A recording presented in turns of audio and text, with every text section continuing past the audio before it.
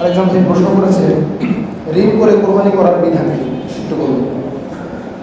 ঋণ করে কোরবানি করার বিধান, প্রথম হলো কোরবানির বিধান হলো সঠিক যেটা সুন্নতে মুআক্কাদা, যদিও কেউ ওয়াজিব বলে থাকে, কিন্তু সঠিক হলো সুন্নতে মুআক্কাদা এবং এর গুরুত্ব রয়েছে।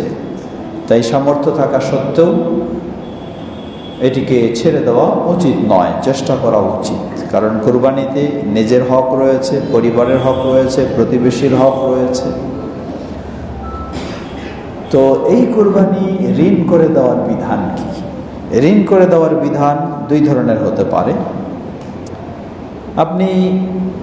আপনার কাছে কোনো টাকা পয়সা তেমন নাই, এখন আপনি কি করবেন, একটা বড় গরু কিনতে চান, 1.5-2 লাখ টাকা ঋণ করে বড় গরু কিনে কোরবানি দিবেন, অথচ আপনার কাছে কোনো টাকা পয়সা নেই।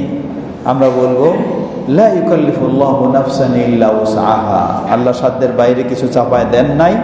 আপনার টাকা নাই, এখানে আপনি 1.5-2 লাখ টাকা ঋণ করে এত বড় গরু কোরবানি দিবেন, এটা তো নিশ্চয়ই মানুষকে শুধু একটা বা সামাজিকতা ছাড়া আসলে ইবাদত নয়। কিন্তু দ্বিতীয় যদি হয় এমন যে নিয়মিত প্রতি বছর কোরবানি দেন, এখন সামর্থ্য বেশি নেই, আপনি একটা 10-15 হাজার টাকা দিয়ে একটা ছাগল কিনে নিয়ে আসলেন, এটা কোরবানি দিলেন। এই 10-15 হাজার ঋণ, এটা কোনো বড় ঋণ নয়, এটি সহজেই আপনি পরিশোধ করতে পারবেন। তাহলে এই ধরনের যদি হয়, তাহলে আমরা বলবো যে ঋণটাও আপনার সহজ আর ইবাদতটাও আপনার চালু থাকলো, এমনটাতে অসুবিধা নেই।